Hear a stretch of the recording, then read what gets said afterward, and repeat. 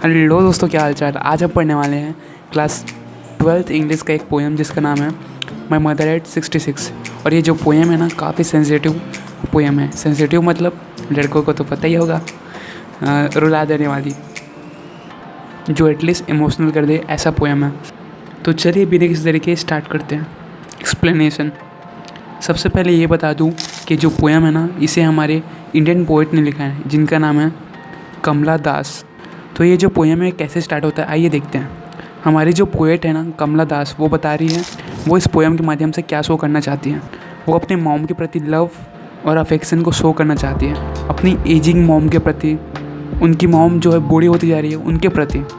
तो ये जो पोएम है वो कुछ ऐसे शुरू हो रहा है कि हमारी जो पोएट है वो लास्ट फ्राइडे अपनी मॉम के घर से वापस बस कोचिंग जा रही थी, ठीक है। तब वो देखती है ना कि उनकी मॉम है वो उनके कार के बगल में बैठी हुई होती है, और उनकी मॉम का जो माउथ है वो खुला रहता है, और वो बहुत ही गहरी नींद में सोई हुई होती है। फिर वो रिकॉग्नाइज़ करती है वो उनकी एजिंग फेस को। एजिंग फेस मतलब बूढ़े लोग का फेस कैसे हो जाता है, थोड़ा झुर्रियाँ वुरियाँ आ जाती है ना, उसी टाइप से उनकी मॉम को भी फेस हो गया था। फिर वो ध्यान से देखती है ना, तो उन्हें पता चलता है कि उनकी मॉम सच में बूढ़ी होती जा रही है। फिर वो अपनी मॉम के लिए लव सिंपैथी, पेन, ये सब फील करने लगते हैं। और वो रिकॉग्नाइज़ करती है कि ना वो अब कि उनकी मॉम को अब प्यार और केयर की बहुत ज़्यादा ज़रूरत है, क्योंकि उनकी मॉम सच में बहुत ही ज़्यादा बूढ़ी हो चुकी है। फिर वो जो अपनी मॉम को देख रही थी ना, तो उन्हें ऐसा लग रहा था ना कि उनकी फेस पे जैसे कि किसी डेड बॉडी का फेस, कोई डेड बॉडी वहाँ पे पड़ा हो। उन्हें अपनी मॉम के लिए बहुत ही ज़्यादा दुखी, मतलब समझ लो, मतलब बहुत ही ज़्यादा बुरा फील हो रहा था। फिर हमारी जो पोएट होती है ना, वो इस ग्लूम से बाहर आना चाहती थी। ग्लूम मतलब ट्रॉमा मतलब वो जो सिचुएशन था, वो जो अपनी मॉम को देख रही थी, जो उन्हें बुरा लग रहा था, वो उस ट्रॉमा को भूल जाना चाहती थी। वो उस सिचुएशन से बाहर आना चाहती थी।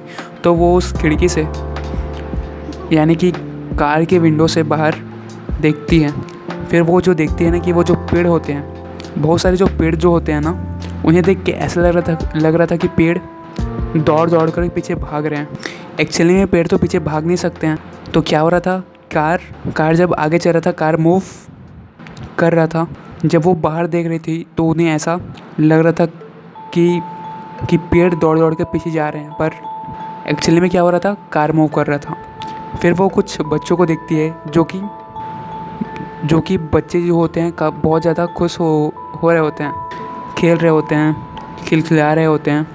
फिर वो नोटिस करती हैं ना, फिर वो कहते हैं ना कि उनकी जो मॉम है वो इस यंग ट्री से और इन यंग बच्चों से बहुत ही ज़्यादा अपोजिट है, ठीक है, बहुत ही ज़्यादा कॉन्ट्राडिक्टरी है। क्योंकि उनकी मॉम है वो ओल्ड हो चुकी है और वो बूढ़ी होती जा रही है, वो जल्दी उन्हें छोड़ के चली जाएगी। पर अपोजिट ये है ना, ये जो ट्रीज हैं ये कितने फुर्तीले हैं, ये मतलब एकदम जोश में, मतलब जोश को सिंपलाइज़ कर रहे हैं, अच्छे चीज़ को सिंपलाइज़ कर रहे हैं। और वो जो बच्चे हैं वो बहुत ही ज़्यादा यंग हैं, और उनमें जोश वो सब भरा है। और वो उनकी मॉम है वो बहुत ही ज़्यादा अपोजिट है, मतलब एकदम बूढ़ी हो गई है।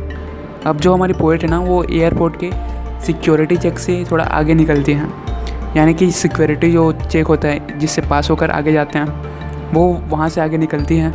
फिर उनकी मॉम को कुछ ही यार्ड्स दूर खड़ी होती है, मतलब कुछ ही दूर खड़ी होती हैं। तो वो मुड़ के अपनी मॉम की तरफ देखती है, तो वो उनकी फेस की तरफ देखती है, जो कि बहुत ही ज़्यादा डल, कलरलेस, बहुत ही ज़्यादा, समझ रहे हो ना, बुढ़ापा जो एजिंग में होता है ना, उसे देखती हैं।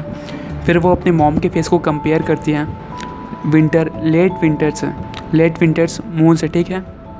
विंटर के टाइम में मून कैसे हो जाते हैं तुम लोग को पता ही होगा, नहीं पता है तो मैं बता देता हूँ। विंटर के टाइम में क्या होता है ना कि बहुत ही ज़्यादा फॉग होता है, बहुत ही ज़्यादा मिस्ट होता है। तो उससे क्या होता है ना, जब विंटर के टाइम पे आप जब एटमॉस्फेयर को देखोगे तो बहुत ही ज़्यादा धुंधला सा होता है, जिसके कारण क्या होता है, हमारा जो मून का लाइट होता है ना, वो ढंग से ज़मीन पे हमारे तक नहीं पहुंच पाता।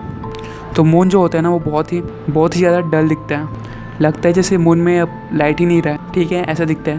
तो फिर वो कंपेयर कर रही है कि जो मून होता है विंटर्स के टाइम में, तो वैसा उनकी मॉम का फेस भी हो गया है। फिर हमारी पोएट बताती है ना कि ये सब सिचुएशन को देख के उन्हें अपनी चाइल्डहुड फेयर की याद आ जाती है।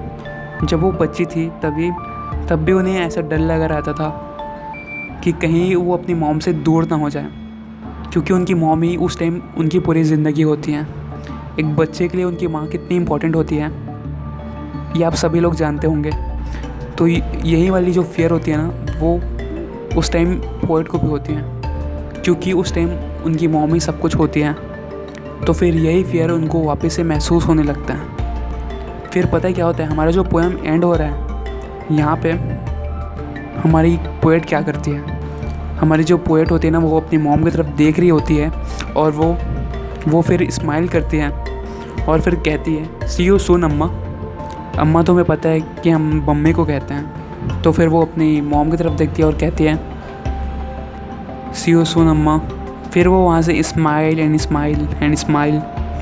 करती है बस अपनी मॉम को देख के, और फिर वहाँ से चली जाती हैं। और इस तरह से हमारा जो पोएम रहता है वो ख़त्म हो जाता है। अब तुम लोग कमेंट में बताना कि तुम्हें पोएम कैसा लगा। तो जय हिंद, जय हिंद।